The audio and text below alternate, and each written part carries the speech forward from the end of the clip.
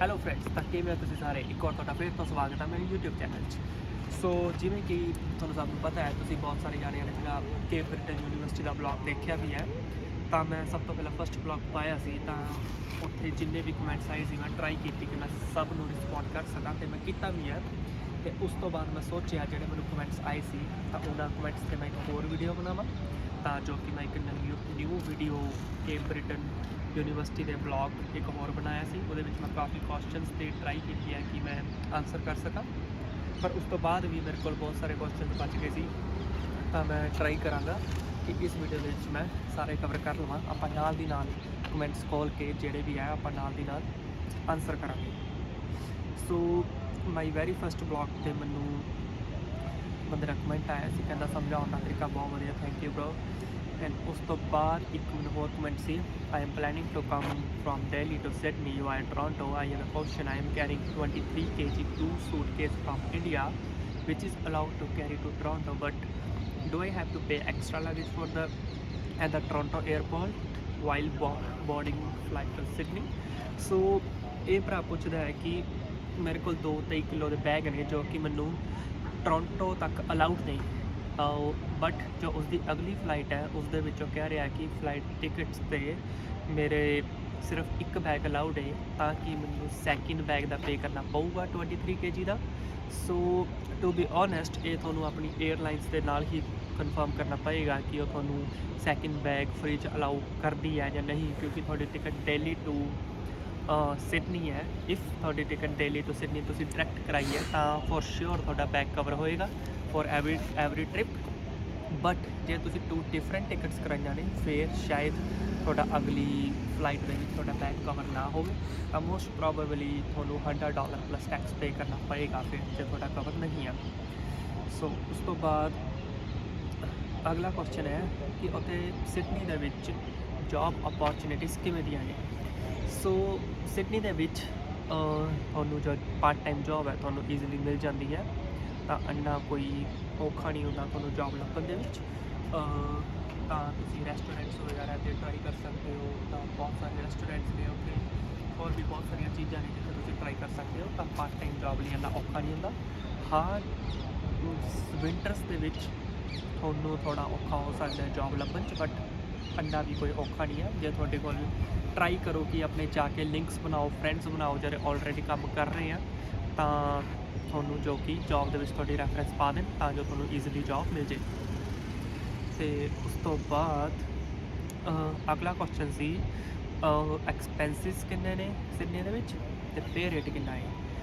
So pay rate I guess ਉੱਥੇ I am not too sure, you can check on the Google. I guess it's $12.55 or $12.95 for the basic pay rate। and ਜੋ expense ਹੈ, expense ਦੇ ਵਿੱਚ ਤੁਹਾਡਾ ਜੋ phone ਦਾ bill ਹੋਏਗਾ, ਜੇ ਤੁਸੀਂ ਫੋਨ ਫਾਈਨੈਂਸ ਨਹੀਂ ਕਰਾਉਂਦੇ, ਨੋਰਮਲ ਸਿਮ ਦਾ ਰੈਂਟ ਤੁਹਾਡਾ ਪੋਸਟ ਪੇਡ ਲਓਗੇ ਤਾਂ 40 in between $40 to $60 ਹੋਏਗਾ। ਐਂਡ ਜੋ ਕਿ ਤੁਹਾਡਾ ਘਰ ਦਾ ਰੈਂਟ ਹੈ, ਘਰ ਦਾ ਰੈਂਟ ਤੁਹਾਡਾ ਹੋਏਗਾ in between $250 to $500, ਬਿਕੋਜ਼ ਜੇ ਤੁਸੀਂ ਸ਼ੇਅਰਿੰਗ 'ਚ ਰਹਿੰਦੇ ਹੋ ਤਾਂ in between more than $250। And if ਤੁਹਾਡੇ ਕੋਲ ਰੂਮ ਇਕੱਲਿਆਂ ਕੋਲ ਹੈ ਤਾਂ ਸ਼ਾਇਦ $300 ਤੋਂ ਵੱਧ ਤੁਹਾਨੂੰ ਰੂਮ ਮਿਲਦਾ ਹੈ ਉੱਥੇ। ਅਤੇ ਉਸ ਤੋਂ ਬਾਅਦ ਅਗਲਾ ਕੁਐਸਚਨ ਹੈ, ਇੱਕ ਬਰੋ ਪੁੱਛਦਾ ਹੈ ਕਿ ਮੇਰੇ 6.5 ਬੈਂਡ ਨੇ ਤਾਂ ਮੈਨੂੰ ਆਫਰ ਲੈਟਰ ਮਿਲ ਜਾਏਗਾ। ਬ੍ਰਦਰ, ਜੇ ਤੁਹਾਡਾ ਡਿਪੈਂਡ ਕਰਦਾ ਹੈ ਕਿ ਤੁਸੀਂ ਕਿਸ ਸੀਕੁਐਂਸ 'ਚ ਅਪਲਾਈ ਕੀਤਾ ਹੈ, ਕਿ ਜੇ ਜਿਵੇਂ ਫਸਟ ਕਮ ਫਸਟ ਸਰਵ ਵਾਲੀ ਕੰਡੀਸ਼ਨ ਹੈ ਉਹਦੇ ਵਿੱਚ ਜਿਨ੍ਹਾਂ ਨੇ ਪਹਿਲਾਂ ਅਪਲਾਈ ਕੀਤਾ ਉਹਨਾਂ ਦੇ ਆਫਰ ਲੈਟਰ ਪਹਿਲਾਂ ਇਸ਼ੂ ਹੋਊਗਾ, ਜਿਨ੍ਹਾਂ ਨੇ ਬਾਅਦ 'ਚੋਂ ਅਪਲਾਈ ਕੀਤਾ ਉਹਨਾਂ ਨੇ ਬਾਅਦ 'ਚੋਂ ਇਸ਼ੂ ਹੋਊਗੇ। ਅਤੇ ਜੇ ਤੁਹਾਡਾ ਨੰਬਰ ਜਦ ਤੱਕ ਸੀਟਸ ਫਿਲ ਨਹੀਂ ਹੁੰਦੀਆਂ ਉਦੋਂ ਤੱਕ ਆ ਜਾਂਦਾ ਹੈ ਤਾਂ ਤੁਹਾਨੂੰ ਆਫਰ ਲੈਟਰ ਇਸ਼ੂ ਹੋ ਜਾਏਗਾ। ਅਦਰਵਾਈਜ਼ ਕਾਲਜ ਤੁਹਾਨੂੰ ਦੱਸ ਦੇਗਾ ਕਿ ਸਾਡੀਆਂ ਸੀਟਸ ਫੁੱਲ ਹੋ ਗਈਆਂ ਨੇ ਤਾਂ ਸਾਡੇ ਕੋਲ ਸੀਟ ਨਹੀਂ ਹੈ, ਜੇ ਤੁਸੀਂ ਕੋਰਸ ਚੇਂਜ ਕਰਨਾ ਹੈ ਤਾਂ ਤੁਸੀਂ ਹੋਰ ਕੋਰਸ 'ਚ ਅਪਲਾਈ ਕਰ ਸਕਦੇ ਹੋ। ਸੋ ਇੱਕ ਬਰੋ ਪੁੱਛਦਾ ਹੈ ਕਿ ਮੇਰੀ ਰਿਫਿਊਜ਼ਲ ਆ ਗਈ ਹੈ ਅਤੇ ਐਂਡ ਮੇਰਾ ਆਫਰ ਕਿੰਨੇ ਦਿਨ 'ਚ ਆ ਜਾਊਗਾ। ਬਰੋ, ਇਹ ਰਿਫਿਊਜ਼ਲ ਦਾ ਇੰਨਾ ਕੋਈ ਕਾਲਜ ਦੇ ਨਾਲ ਸੀਨ ਨਹੀਂ ਆ। ਜੋ ਰਿਫਿਊਜ਼ਲ ਦਾ ਸੀਨ ਆ ਉਹ ਅੰਬੈਸੀ ਦੇ ਨਾਲ ਹੈ। ਤਾਂ ਕਾਲਜ ਨੇ ਜਿੰਨਾ ਤੁਹਾਡਾ 2 weeks to 4 weeks ਟਾਈਮ ਲੈਣਾ ਹੈ ਆਫਰ ਲੈਟਰ ਇਸ਼ੂ ਕਰਨੇ ਨੂੰ, ਉਹਨਾਂ ਨੇ ਲੈਣਾ ਹੀ ਆ, ਉਹਨਾਂ ਦਾ ਰਿਫਿਊਜ਼ਲ ਦੇ ਨਾਲ ਕੋਈ ਲਿੰਕ ਨਹੀਂ ਹੈ। ਸੋ ਇੱਕ ਫੇਰ ਬ੍ਰਦਰ ਨੇ ਆਫਰ ਲੈਟਰ ਬਾਰੇ ਪੁੱਛਿਆ ਜੋ ਕਿ ਮੈਂ ਦੱਸਦਾ ਹੈ। ਐਂਡ ਇੱਕ ਕੁਐਸਚਨ ਬੰਦੇ ਨੇ ਪੁੱਛਿਆ ਹੈ ਕਿ distance between Sydney and CBU campus. So brother Sydney ਹੈ ਜੋ ਆਪਣਾ ਸ਼ਹਿਰ ਹੈ, ਸ਼ਹਿਰ ਦਾ ਜਿਹੜਾ ਐਂਡ 'ਤੇ ਜਾ ਕੇ ਆਪਾਂ ਉੱਥੇ ਇੱਕ ਹੋਰ ਸ਼ਹਿਰ ਆਉਂਦਾ ਗਲੇਸਵੇ, ਜਦ ਆਪਾਂ ਗਲੇਸਵੇ ਵੱਲ ਨੂੰ ਜਾਂਦੇ ਹਾਂ ਤਾਂ ਉਹ ਸ਼ਹਿਰ ਦੇ ਐਂਡ 'ਤੇ ਜਾ ਕੇ CBU ਯੂਨੀਵਰਸਿਟੀ ਹੈ। ਆਲਮੋਸਟ ਸ਼ਹਿਰ ਦਾ ਐਂਡ ਹੋ ਜਾਂਦਾ ਹੈ, ਤਾਂ ਪੈਦਲ ਜਾਣਾ ਤਾਂ ਪੋਸੀਬਲ ਨਹੀਂ ਹੈ, ਤੁਹਾਨੂੰ ਬੱਸ ਹੀ ਲੈਣੀ ਪਏਗੀ। ਅਤੇ ਬੱਸ ਦੇ ਵਿੱਚ ਆਈ ਗੈਸ 10 to 15 ਮਿੰਟਸ ਹੈ ਜੋ ਤੁਹਾਡੇ ਲੱਗਦੇ ਨੇ ਉੱਥੇ ਜਾਣ ਨੂੰ, ਤਾਂ ਕੋਈ ਬੱਸ ਦਾ ਔਖਾ ਨਹੀਂ ਹੈ। ਅਤੇ ਤੁਹਾਡਾ monthly pass student pass I guess $60 or $65 ਦਾ ਬਣ ਜਾਂਦਾ ਹੈ ਅਨਲਿਮਿਟਡ ਰਾਈਡਸ ਦਾ। ਅਤੇ ਅਗਲਾ ਕੁਐਸਚਨ ਹੈ ਆਪਣਾ ਡਿਸਟੈਂਸ ਵਾਲਾ, ਉਹ ਆਪਾਂ ਦੱਸਦਾ ਹੈ। ਅਤੇ ਕਿਸੇ ਨੇ ਪੁੱਛਿਆ ਉਹ ਕੈਂਪਸ ਤਾਂ ਸਾਰਾ ਖਾਲੀ ਪਿਆ ਹੈ, ਕਰੋਨਾ ਕਰਕੇ ਔਨਲਾਈਨ ਸਟੱਡੀ ਚੱਲਦੀ ਸੀ ਤਾਂ ਕੈਂਪਸ 'ਚ ਇੰਨੀ ਭੀੜ ਨਹੀਂ ਸੀ, ਬਟ ਹੁਣ ਹੈ ਜੋ ਆਫਲਾਈਨ ਸ਼ੁਰੂ ਹੋ ਗਿਆ ਹੈ। ਜਨਵਰੀ 'ਚ ਮਿਲੋਗੇ? ਹਾਂ ਬਰੋ ਸ਼ੋਰ, ਯਾਰ ਵਾਪਸ ਆਉਂਦਾ ਇੰਡੀਆ ਤੋਂ ਸ਼ੋਰ ਆਪਾਂ ਮਿਲਾਂਗੇ। ਤਾਂ ਕਿਸੇ ਨੇ ਕਮੈਂਟ ਕੀਤਾ ਹੈ don't go to CBU worst rank school in Canada, Canadian want go there because it's so bad. I don't know ਇਹ ਬੰਦੇ ਨੇ ਕਿਉਂ ਕਮੈਂਟ ਕੀਤਾ ਹੈ, ਸ਼ਾਇਦ ਕੋਈ ਐਕਸਪੀਰੀਅੰਸ ਉਹਨਾਂ ਦਾ ਬੈਡ ਰਿਹਾ ਹੋਏਗਾ, ਬਟ ਜਿੰਨੇ ਵੀ ਮੈਂ ਬੰਦਿਆਂ ਨੂੰ ਜਾਣਦਾ ਹਾਂ ਤਾਂ ਉਹਨਾਂ ਦਾ ਐਕਸਪੀਰੀਅੰਸ ਗੁੱਡ ਸੀਗਾ। ਇੱਕ ਹੋਰ ਬੰਦੇ ਨੇ ਫਰੈਂਡ ਕੀਤਾ ਹੈ, ਕਮੈਂਟ ਕੀਤਾ ਹੈ ਮੋਹਿਤ ਮਹਿਤਾ ਨਜ਼ਾਰਾ ਹੀ ਲਿਆਤਾ, ਲਾਲ ਲਾਲ ਦਿਖ ਰਿਹਾ ਹੈ। ਚਲੋ ਦਿਖ ਰਿਹਾ ਕੈਂਪਸ ਹੀ ਲਾਲ ਹੈ। ਅਤੇ ਆਪਾਂ ਹੁਣ ਇਹ ਸੀਗੇ ਮੇਰੀ ਫਸਟ ਵੀਡੀਓ ਦੇ ਕਮੈਂਟਸ, ਅਤੇ ਹੁਣ ਆਪਾਂ ਚੱਲਦੇ ਸੈਕਿੰਡ ਵੀਡੀਓ ਵੱਲ। ਉਹਦੇ ਵਿੱਚ ਦੇਖਦੇ ਆਪਣੇ ਕੀ ਮੈਨੂੰ ਕੁਐਸਚਨਸ ਪੁੱਛੇ ਗਏ ਨੇ, ਟਰਾਈ ਕਰਾਂਗਾ ਸਾਰੇ ਕੁਐਸਚਨਸ ਦੇ ਮੈਂ ਆਨਸਰ ਦੇਵਾਂ। Best review, thank you bro Harpreet Upli, thank you bro. And ਇੱਕ ਉਹਨਾਂ ਨੇ ਪੁੱਛਿਆ ਹੈ ਇੱਕ ਡਿਟੇਲ ਵੀਡੀਓ ਬਣਾ ਦਿਓ ਨੋਵਾ ਸਕੋਸ਼ੀਆ PR ਲਈ। ਸੋ ਜਿੰਨਾ ਮੈਨੂੰ ਪਤਾ ਹੈ ਮੈਂ ਉਹ ਦੱਸ ਦਿੰਦਾ ਹੈ। ਸੋ ਐਕਸਪ੍ਰੈਸ ਐਂਟਰੀ ਬਾਰੇ ਆਪਾਂ ਸਭ ਨੂੰ ਪਤਾ ਹੈ ਕਿ CRS ਸਕੋਰ ਆਉਂਦਾ ਹੈ ਜਿਹੜਾ ਆਪਣਾ, ਉਹਦੀ ਕੱਟ ਆਫ ਆਉਂਦੀ ਹੈ। ਜੇ ਤੁਹਾਡੇ ਕੋਲ NOC B ਲੈਵਲ ਜੋਬ ਹੈ ਤਾਂ ਤੁਸੀਂ ਜੇ ਆਇਲਸ ਕਰਦੇ ਹੋ, ਜਿੰਨੇ ਤੁਸੀਂ ਬੈਂਡ ਸਕੋਰ ਕਰਦੇ ਹੋ ਉਹਦੇ ਹਿਸਾਬ ਨਾਲ ਤੁਹਾਡੀ ਕੱਟ ਆਫ ਦੇ ਅੰਦਰ ਤੁਹਾਡੇ ਪੁਆਇੰਟਸ ਆਉਂਦੇ ਆ ਤਾਂ ਤੁਸੀਂ ਐਲੀਜੀਬਲ ਹੋ ਜਾਂਦੇ ਹੋ ਅਪਲਾਈ ਕਰਨ ਦੇ ਲਈ। ਅਤੇ ਜੇ ਆਪਾਂ ਨੋਵਾ ਸਕੋਸ਼ੀਆ ਦੇ ਵਿੱਚ ਹੈ ਤਾਂ ਉੱਥੇ ਇੱਕ ਅਟਲਾਂਟਿਕ ਪ੍ਰੋਗਰਾਮ ਹੈ। ਅਟਲਾਂਟਿਕ ਪ੍ਰੋਗਰਾਮ 'ਚ ਜੇ ਤੁਹਾਡੀ ਸਟੱਡੀ ਨੋਵਾ ਸਕੋਸ਼ੀਆ ਦੇ ਵਿੱਚ ਹੀ ਹੈ ਅਤੇ ਤੁਹਾਡਾ ਇੰਪਲੋਇਰ ਅਟਲਾਂਟਿਕ ਪ੍ਰੋਗਰਾਮ ਦੇ ਅੰਡਰ ਆਉਂਦਾ ਹੈ ਅਤੇ ਤੁਹਾਡੇ ਕੋਲ ਜੋਬ ਵੀ NOC B ਹੈ। NOC B ਦੀ ਜੋਬਸ ਕਿਹੜੀਆਂ ਹੁੰਦੀਆਂ ਮੋਸਟਲੀ ਰੈਸਟੋਰੈਂਟਸ 'ਤੇ ਜਿਹੜੀ ਹੁੰਦੀ ਆ ਸੁਪਰਵਾਈਜ਼ਰ ਮੈਨੇਜਰ, ਇਹ ਮੋਸਟਲੀ NOC B ਦੇ ਵਿੱਚ ਆਉਂਦੀਆਂ ਨੇ, ਬਟ ਤੁਸੀਂ ਚੈੱਕ ਕਰ ਸਕਦੇ ਹੋ IRCC ਵੈਬਸਾਈਟ 'ਤੇ। ਅਤੇ ਜੇ ਤੁਹਾਡੇ ਕੋਲ NOC B ਦੀ ਜੋਬ ਹੈ ਅਤੇ ਅਟਲਾਂਟਿਕ ਪ੍ਰੋਗਰਾਮ ਦੇ ਅੰਦਰ ਤੁਹਾਡਾ ਇੰਪਲੋਇਰ ਆਉਂਦਾ ਹੈ ਤਾਂ ਤੁਸੀਂ ਆਪਣੀ ਸਟੱਡੀ ਤੋਂ ਬਾਅਦ ਨਾਲ ਦੀ ਨਾਲ ਤੁਸੀਂ ਆਪਣੀ ਕਲੀਅਰ ਅਪਲਾਈ ਕਰ ਸਕਦੇ ਹੋ। ਇਹ ਸਿਰਫ ਨੋਵਾ ਸਕੋਸ਼ੀਆ ਦੇ ਵਿੱਚ ਅਟਲਾਂਟਿਕ ਪ੍ਰੋਗਰਾਮ ਦੇ ਵਿੱਚ ਹੈ। ਅਤੇ ਆਈ ਗੈਸ ਇਹ same Atlantic program Prince Edward Island, Newfoundland and New Brunswick ਦੇ ਵਿੱਚ ਵੀ ਹੈਗਾ ਹੈ। ਬਟ ਜੇ ਤੁਹਾਡਾ ਇੰਪਲੋਇਰ NOC B ਨੇ ਅਟਲਾਂਟਿਕ ਪ੍ਰੋਗਰਾਮ ਦੇ ਅੰਡਰ ਨਹੀਂ ਆਉਂਦਾ ਹੈ, ਫਿਰ ਕੀ ਹੈ, ਫਿਰ ਹੈ ਕਿ ਤੁਹਾਨੂੰ ਨੋਵਾ ਸਕੋਸ਼ੀਆ ਨੋਮੀਨੀ ਪ੍ਰੋਗਰਾਮ ਵੱਲ ਜਾਣਾ ਪੈਂਦਾ ਹੈ, ਜੋ ਕਿ ਤੁਹਾਨੂੰ 1 ਸਾਲ ਦਾ ਐਕਸਪੀਰੀਅੰਸ ਚਾਹੀਦਾ। 1 ਸਾਲ ਦੇ ਬਾਅਦ ਤੁਸੀਂ PNP ਅਪਲਾਈ ਕਰਦੇ ਹੋ ਨੋਵਾ ਸਕੋਸ਼ੀਆ ਨੋਮੀਨੀ ਪ੍ਰੋਗਰਾਮ 'ਚ। ਜਦ ਤੁਹਾਡੀ PNP ਵਿਦਿਨ 90 ਡੇਜ਼ ਅਪਰੂਵ ਹੋ ਕੇ ਆਉਂਦੀ ਹੈ ਦੈਨ ਤੁਸੀਂ ਫੈਡਰਲ ਅਪਲਾਈ ਕਰਦੇ ਹੋ। ਅਤੇ ਫੈਡਰਲ ਦਾ ਜਿਹੜਾ ਪ੍ਰੋਸੈਸਿੰਗ ਟਾਈਮ ਹੈ 12 to 18 ਮੰਥਸ ਹੈ, ਤਾਂ ਉਹਦੇ ਵਿੱਚ ਤੁਹਾਡਾ ਰਿਜ਼ਲਟਸ ਆ ਜਾਏਗਾ। ਅਤੇ ਜਿੰਨੇ ਵੀ ਬਟ ਮੈਂ ਕੇਸ ਦੇਖੇ ਨੇ ਇੰਨਾ ਟਾਈਮ ਕਿਸੇ ਨੂੰ ਲੱਗਿਆ ਨਹੀਂ, ਇਸ ਤੋਂ ਪਹਿਲਾਂ ਹੀ ਬਹੁਤ ਜਲਦੀ ਤੁਹਾਡੀ PR ਆ ਜਾਂਦੀ ਹੈ। ਅਤੇ ਅਗਲਾ ਕੁਐਸਚਨ ਹੈ ਆਪਣਾ ਆਫਰ ਲੈਟਰ ਕਿੰਨੇ ਦਿਨ ਚਾਹੀਦੀ। ਆਫਰ ਲੈਟਰ ਨੂੰ ਸੇਮ ਉਹੀ ਆਪਣਾ 2 weeks to 4 weeks ਲੱਗਦੇ ਨੇ, ਤਾਂ ਇੰਨੀ ਦੇਰ ਦੇ ਵਿੱਚ ਤੁਹਾਡਾ ਜੋ ਆਫਰ ਲੈਟਰ ਹੈ ਉਹ ਆ ਜਾਵੇਗਾ। ਅਤੇ ਉਸ ਤੋਂ ਬਾਅਦ ਇੱਕ ਬਰੋ ਨੇ ਪੁੱਛਿਆ ਹੈ ਕਿ 2023 ਇਨਟੇਕ ਲਈ ਉਹ ਆ ਰਿਹਾ ਹੈ ਅਤੇ 2 ਈਅਰ ਦਾ ਡਿਪਲੋਮਾ ਹੈ ਤਾਂ ਸਮਰ ਬ੍ਰੇਕਸ 2 ਮਿਲਣਗੇ। ਸੋ ਬ੍ਰਦਰ ਟੂ ਬੀ ਓਨੈਸਟ ਇਹ ਤੁਹਾਡੇ ਸਕੈਜੂਲ 'ਤੇ ਡਿਪੈਂਡ ਕਰਦਾ ਹੈ ਅਤੇ ਕਾਲਜ ਦੇ ਸਕੈਜੂਲ 'ਤੇ ਡਿਪੈਂਡ ਕਰਦਾ ਹੈ ਕਿ ਤੁਸੀਂ ਕਿਹੜਾ ਕੋਰਸ ਚੂਜ਼ ਕੀਤਾ ਹੈ ਅਤੇ ਉਹਨਾਂ ਦੇ ਜਿਹੜੇ ਸਬਜੈਕਟਸ ਹੈ ਉਹ ਕਿਸ ਸਮੈਸਟਰ ਦੇ ਵਿੱਚ ਅਵੇਲੇਬਲ ਨੇ, ਉਹਦੇ ਹਿਸਾਬ ਨਾਲ ਤੁਹਾਨੂੰ ਡਰੋਪ ਮਿਲਣਗੇ। ਜ਼ਰੂਰੀ ਨਹੀਂ ਹੈ ਕਿ ਤੁਹਾਨੂੰ 2 ਮਿਲਣਗੇ, ਬਟ ਇਹ ਵੀ ਹੋ ਸਕਦਾ ਹੈ ਕਿ ਤੁਹਾਨੂੰ 2 ਮਿਲ ਜਾਣ, ਤਾਂ ਜ਼ਰੂਰੀ ਨਹੀਂ ਹੈ 2 ਮਿਲਣਗੇ, it depend upon the schedule. ਸੋ ਇਹ ਸੀਗੇ ਆਪਣੇ ਸੈਕਿੰਡ ਵੀਡੀਓ ਦੇ ਕੁਐਸਚਨ। ਸੋ ਹੁਣ ਮੈਨੂੰ ਇੰਸਟਾ 'ਤੇ ਵੀ ਮੈਸੇਜ ਆਏ ਸੀ, ਆਪਾਂ ਉਹ ਵੀ ਦੇਖਦੇ ਆਪਾਂ ਨੂੰ ਕੀ ਮੈਸੇਜ ਆਏਗਾ।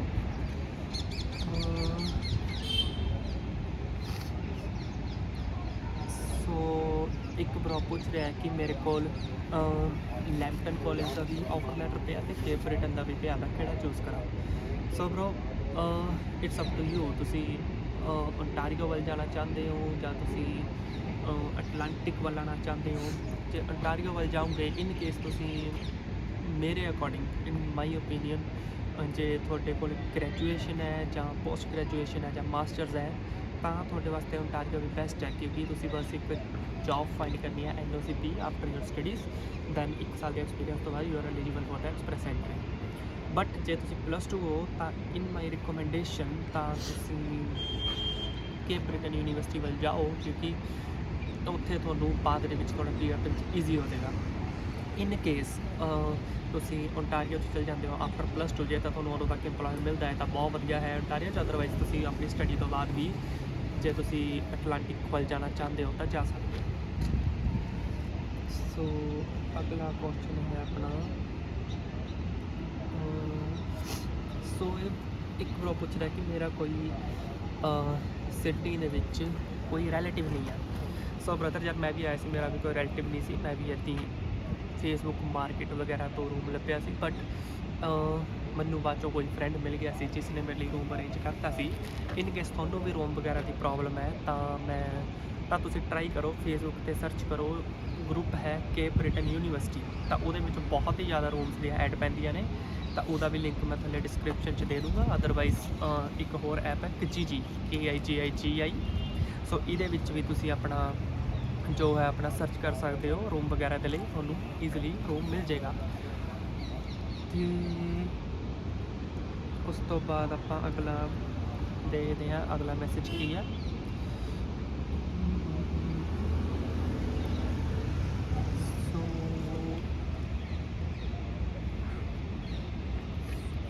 ਇੱਕ ਬ్రో ਪੁੱਛ ਰਿਹਾ ਕਿ ਸਾਨੂੰ ਫਾਈਲ ਮੈਨੂੰ ਇੰਡੀਆ ਤੋਂ ਲਗਵਾਉਣੀ ਚਾਹੀਦੀ ਹੈ ਜਾਂ ਕੈਨੇਡਾ ਤੋਂ ਲਗਵਾਉਣੀ ਚਾਹੀਦੀ ਹੈ। Bro it's up to you, ਤੁਸੀਂ ਇੱਥੋਂ ਮਰਜ਼ੀ ਲਗਵਾ ਲਓ, ਇਸ 'ਚ ਕੋਈ ਫਰਕ ਨਹੀਂ ਹੈ। ਤੁਸੀਂ ਚਾਹੇ ਇੰਡੀਆ ਤੋਂ ਲਗਵਾ ਲਓ ਚਾਹੇ ਕੈਨੇਡਾ ਤੋਂ ਲਗਵਾ ਲਓ, ਫਾਈਲ ਤੁਹਾਡੀ ਸੇਮ ਤਰੀਕੇ ਨਾਲ ਹੀ ਪ੍ਰੋਸੈਸ ਹੋਏਗੀ। ਅਤੇ ਹੋਰ ਆਪਣਾ ਹੈ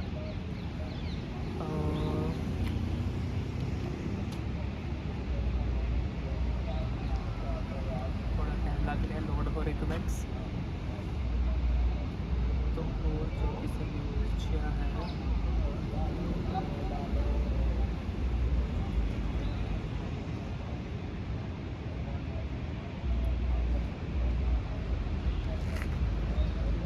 ਲੱਗੂਗੇ ਆਪਾਂ ਨੂੰ। ਸੋ ਮੇਨ ਮੈਨੂੰ ਕਿਸੇ ਨੇ ਪੁੱਛਿਆ ਕਿ ਮੈਂ ਜੌਬ ਕਿਵੇਂ ਫਾਈਂਡ ਕਰਾਂ। ਸੋ ਜੌਬ ਦੇ ਲਈ ਤਾਂ ਤੁਸੀਂ ਜਿੱਦਣ ਕੈਨੇਡਾ ਸਿਡਨੀ ਸ਼ਹਿਰ ਪਹੁੰਚਦੇ ਹੋ ਤਾਂ ਉੱਧਰ ਰੈਸਟ ਵਗੈਰਾ ਕਰਕੇ ਅਗਲੇ ਦਿਨ ਤੁਸੀਂ ਆਪਣਾ ਰਿਜ਼ਿਊਮੇ ਵਗੈਰਾ ਪ੍ਰਿੰਟ ਕਰੋ ਅਤੇ ਹਰ ਰੈਸਟੋਰੈਂਟ 'ਤੇ ਜਾਓ ਜਿੱਥੇ ਤੱਕ ਜਾ ਸਕਦੇ ਹੋ, ਅਤੇ ਉੱਥੇ ਤੁਸੀਂ ਸਿੱਧਾ ਹੀ ਰਿਜ਼ਿਊਮ ਦੇ ਕੇ ਨਹੀਂ ਆਉਣਾ ਕਿਸੇ ਨੂੰ। Just ask for the manager ਔਰ ਦ ਸੁਪਰਵਾਈਜ਼ਰ। ਮੈਨੇਜਰ ਜਾਂ ਸੁਪਰਵਾਈਜ਼ਰ ਨੂੰ ਮਿਲੋ, ਉਹ ਤੁਹਾਡੇ ਤੋਂ ਤੁਹਾਡੀ ਅਵੇਲੇਬਿਲਿਟੀ ਪੁੱਛੇਗਾ, ਤਾਂ ਤੁਹਾਡੇ 90% ਚਾਂਸ ਹੈ ਕਿ ਜਦ ਵੀ ਉੱਥੇ ਹਾਇਰਿੰਗ ਹੋਏਗੀ ਕੋਈ ਨਾ ਕੋਈ ਉਹ ਕਾਲ ਕਰ ਲੇਗਾ। ਮੇਰੇ ਨਾਲ ਵੀ ਇੱਦਾਂ ਹੋਇਆ ਸੀ, ਮੈਨੂੰ ਵੀ ਜੌਬ ਐਵੇਂ ਹੀ ਮਿਲੀ ਸੀ। ਸੋ ਉਸ ਤੋਂ ਬਾਅਦ ਕਿਸੇ ਨੇ ਪੁੱਛਿਆ ਹੈ ਕਿ ਸੇਮ ਜੌਬ ਦਾ ਕੁਐਸਚਨ ਹੈ।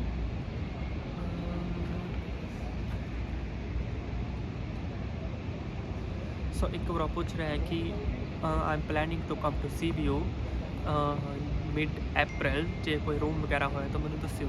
ਤਾਂ ਜਿਵੇਂ ਕਿ ਮੈਂ ਦੱਸਿਆ, ਰੂਮ ਵਗੈਰਾ ਦੇ ਲਈ ਤੁਸੀਂ ਫੇਸਬੁੱਕ 'ਤੇ ਪੇਜ ਹੈ ਕੇਪ ਬ੍ਰਿਟਨ ਯੂਨੀਵਰਸਿਟੀ, ਉਹਦੇ ਵਿੱਚ ਲੱਭ ਸਕਦੇ ਹੋ। ਇਨ ਕੇਸ ਤੁਹਾਨੂੰ ਨਹੀਂ ਮਿਲਦਾ ਤਾਂ ਤੁਸੀਂ ਮੈਨੂੰ ਇੰਸਟਾਗ੍ਰਾਮ 'ਤੇ ਮੈਸੇਜ ਕਰ ਲਓ, ਜਿੰਨਾ ਮੇਰੇ ਤੋਂ ਹੋ ਸਕਿਆ ਮੈਂ ਤੁਹਾਡੀ ਹੈਲਪ ਕਰ ਦਾਂਗਾ। ਹੋਰ ਅਕੋਮੋਡੇਸ਼ਨ ਨੀਅਰ CBO, ਤਾਂ ਇੱਕ ਵਾਰ ਤਾਂ ਪੁੱਛ ਰਿਹਾ ਕਿ ਆਪਾਂ ਨੂੰ CBO ਦੇ ਨੇੜੇ ਤੇਰੇ ਅਕੋਮੋਡੇਸ਼ਨ ਮਿਲ ਜਾਂਦੀ ਹੈ, ਤਾਂ CBO ਦੇ ਨੇੜੇ ਤੇਰੇ ਅਕੋਮੋਡੇਸ਼ਨ ਤੁਹਾਨੂੰ ਮਿਲ ਜਾਂਦੀ ਹੈ। ਬਟ ਜੇ ਤੁਸੀਂ ਅਕੋਮੋਡੇਸ਼ਨ ਉੱਥੇ ਲੈ ਲੈਂਦੇ ਹੋ ਤਾਂ ਤੁਹਾਨੂੰ ਕੰਮ ਵਗੈਰਾ ਦੇ ਲਈ ਬਹੁਤ ਔਖਾ ਹੋ ਜਾਂਦਾ ਹੈ, ਕਿਉਂਕਿ CBO ਬਹੁਤ ਸਾਈਡ 'ਤੇ ਆ। ਕਾਲਜ ਜਾਣਾ ਤੁਹਾਡਾ ਈਜ਼ੀ ਹੋ ਜਾਏਗਾ, ਬਟ ਕੰਮ 'ਤੇ ਜਾਣਾ ਪ੍ਰੋਬਲਮ ਹੋ ਜਾਏਗੀ। ਕਾਲਜ ਦੀ ਇਹ ਗੱਲ ਹੈ ਕਿ ਤੁਸੀਂ ਕਾਲਜ 'ਚੋਂ ਜਾਣਾ ਹੈ ਉਹ ਤਾਂ ਡੇਲੀ ਤੁਹਾਡੀ ਆਲਮੋਸਟ ਸੇਮ ਟਾਈਮਿੰਗ ਹੋਏਗੀ, ਬਟ ਜੇ ਤੁਸੀਂ ਕੰਮ 'ਤੇ ਜਾਣਾ ਹੈ ਕੰਮ 'ਤੇ ਤੁਹਾਡੀ ਕਦੇ 5 ਘੰਟੇ ਦੀ ਸ਼ਿਫਟ ਹੋਏਗੀ, ਕਦੇ 8 ਦੀ ਹੋਏਗੀ, ਤਾਂ ਮੇਰੀ ਰਿਕਮੈਂਡੇਸ਼ਨ ਇਹ ਹੈ ਕਿ ਤੁਸੀਂ ਜੋ ਆਪਣਾ ਰੂਮ ਵਗੈਰਾ ਲੱਭਣਾ ਹੈ ਆਪਣੇ ਕੰਮ ਦੇ ਨੇੜੇ ਲੱਭੋ। ਹੋਰ ਕੋਈ ਕੀ ਪੁੱਛ ਰਿਹਾ ਹੈ?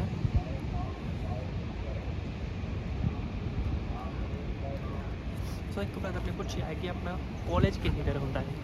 ਸੋ ਬ੍ਰਦਰ ਇਹ ਡਿਪੈਂਡ ਕਰਦਾ ਹੈ ਤੁਹਾਡੇ ਸਕੈਜੂਲ 'ਤੇ, ਤੁਹਾਡੇ ਕੋਲ ਕੋਰਸ ਕਿਹੜਾ ਹੈ, ਤੁਹਾਡੇ ਕੋਰਸ ਦੇ ਕ੍ਰੈਡਿਟਸ ਕਿੰਨੇ ਨੇ, ਤੁਹਾਡੇ ਕੋਲ ਸਬਜੈਕਟ ਕਿਹੜੇ ਨੇ। ਤਾਂ ਇਹ ਸਭ ਚੀਜ਼ਾਂ ਮੈਟਰ ਕਰਦੀਆਂ ਹੈ। ਤਾਂ ਉਹ ਸਬਜੈਕਟਸ ਨੂੰ ਐਡਜਸਟ ਕਰਕੇ ਤੁਹਾਡੇ ਕਿੰਨੇ ਦਿਨਾਂ ਦੇ ਵਿੱਚ ਤੁਹਾਡੀ ਕਲਾਸਿਸ ਕਵਰ ਹੋ ਸਕਦੀਆਂ ਨੇ, ਉਹਦੇ ਹਿਸਾਬ ਨਾਲ ਤੁਹਾਨੂੰ ਤੁਹਾਡਾ ਸਕੈਜੂਲ ਮਿਲਦਾ ਹੈ। ਤਾਂ ਮੈਂ ਬਹੁਤ ਸਾਰੇ ਕਮੈਂਟਸ ਦੇਖੇ ਅਤੇ ਮੈਨੂੰ ਪੁੱਛਿਆ ਵੀ ਕਈਆਂ ਨੇ ਕਿ 2 ਦਿਨ ਦਾ ਸਕੈਜੂਲ ਨਹੀਂ ਮਿਲਦਾ। ਤਾਂ 2 ਦਿਨ ਅਤੇ 3 ਦਿਨ ਵਾਲਾ ਸਕੈਜੂਲ ਟੂ ਬੀ ਓਨੈਸਟ ਮੈਂ ਜੋ ਦੇਖਿਆ ਹੈ, ਮੈਂ ਸਿਰਫ ਬਰੈਂਪਟਨ ਵਗੈਰਾ ਦੇ ਵਿੱਚ ਦੇਖਿਆ ਹੈ। ਅਦਰਵਾਈਜ਼ ਮੈਂ ਖੁਦ ਜਿੱਥੇ ਪੜ੍ਹਿਆ ਹੈ ਉੱਥੇ ਮੇਰੇ ਕੋਲ 5 ਦਿਨ ਦਾ ਸਕੈਜੂਲ ਸੀਗਾ। ਤਾਂ 2 ਦਿਨ ਵਾਲਾ 3 ਦਿਨ ਵਾਲਾ ਤਾਂ ਮੈਂ ਕਦੇ ਨਹੀਂ ਦੇਖਿਆ। ਉਰੇ ਵੀ ਮੇਰੇ ਜਿਹੜੇ ਫਰੈਂਡਸ ਪੜ੍ਹਦੇ ਨੇ ਤਾਂ ਮਿਨੀਮਮ ਜੇ ਦੱਸਾਂ ਤਾਂ ਉਹਨਾਂ ਕੋਲ 4 ਡੇਜ਼ ਵਾਲਾ ਸਕੈਜੂਲ ਸੀ। ਤਾਂ ਮੋਸਟਲੀ 5 ਡੇਜ਼ ਤਾਂ ਤੁਹਾਡੇ ਹੁੰਦੇ ਹੀ ਆ, ਅਤੇ ਵੀਕਐਂਡ 'ਤੇ ਤੁਸੀਂ ਫਿਰ ਕੰਮ ਕਰ ਸਕਦੇ ਹੋ। ਸੋ ਅਗਲਾ ਕੁਐਸਚਨ ਆਪਾਂ ਦੇਖਦੇ ਹਾਂ ਕੀ ਹੈ।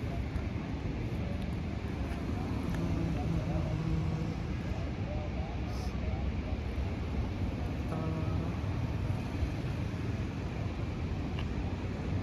ਅਗਲਾ ਕੁਐਸਚਨ ਆਪਾਂ ਕੋਲ ਹੈ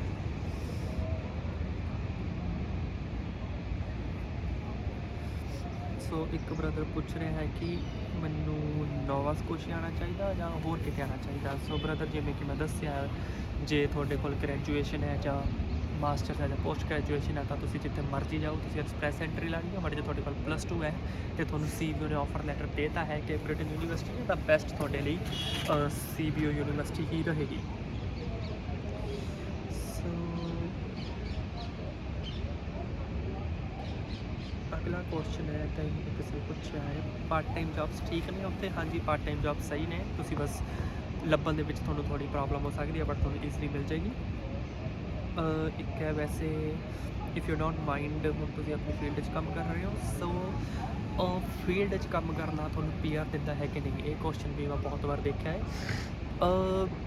ਮੈਂ ਜਿਵੇਂ PR ਹੋਇਆ ਤਾਂ ਮੈਂ ਆਪਣੀ ਫੀਲਡ 'ਚ ਕੰਮ ਨਹੀਂ ਕੀਤਾ। ਤਾਂ ਇਹ ਇੰਨਾ ਜ਼ਰੂਰੀ ਨਹੀਂ ਹੈ ਕਿ ਤੁਹਾਨੂੰ ਫੀਲਡ ਜੋਬ 'ਚ ਕੰਮ ਕਰਕੇ ਤੁਹਾਨੂੰ ਜਲਦੀ PR ਮਿਲ ਗਈ ਹੈ। ਤੁਹਾਡਾ ਇੰਟਰਸਟ ਹੈ, ਜੇ ਤੁਸੀਂ ਫੀਲਡ ਜੋਬ ਕਰਨੀ ਹੈ ਤਾਂ ਤੁਸੀਂ ਫੀਲਡ ਜੋਬ ਕਰ ਸਕਦੇ ਹੋ, ਜੇ ਉਹ PR ਦੀ ਰਿਕੁਆਇਰਮੈਂਟਸ ਪੂਰੀ ਕਰਦੀ ਹੈ। ਇਨ ਕੇਸ ਜੇ ਉਹ ਨਹੀਂ ਕਰਦੀ ਤਾਂ ਤੁਸੀਂ ਹੋਰ ਜੋਬ ਕਰ ਸਕਦੇ ਹੋ ਜਿਹੜੀ ਤੁਹਾਨੂੰ PR ਦੇ ਵਿੱਚ ਹੈਲਪ ਕਰੇਗੀ। ਸੋ ਇਹ ਸਭ ਸੀਗੇ ਅੱਜ ਦੇ ਆਪਣੇ ਕੁਐਸਚਨਸ। ਜੇ ਤੁਹਾਨੂੰ ਹੋਰ ਵੀ ਕੋਈ ਕੁਐਸਚਨ ਹੈ ਤਾਂ ਤੁਸੀਂ ਮੈਨੂੰ ਕਮੈਂਟ ਕਰ ਦਿਓ ਜਾਂ ਫਿਰ ਤੁਸੀਂ ਮੈਨੂੰ ਇੰਸਟਾ ਵਗੈਰਾ 'ਤੇ ਮੈਸੇਜ ਕਰ ਦਿਓ। ਮੈਂ ਆਪਣੀ ID ਡਿਸਕ੍ਰਿਪਸ਼ਨ ਦੇ ਵਿੱਚ ਦੇ ਦੂੰਗਾ। ਤਾਂ ਕੋਈ ਵੀ ਕੁਐਸਚਨ ਹੈ ਮੈਨੂੰ ਪੁੱਛ ਸਕਦੇ ਹੋ। I am happy to help you any time. Thank you.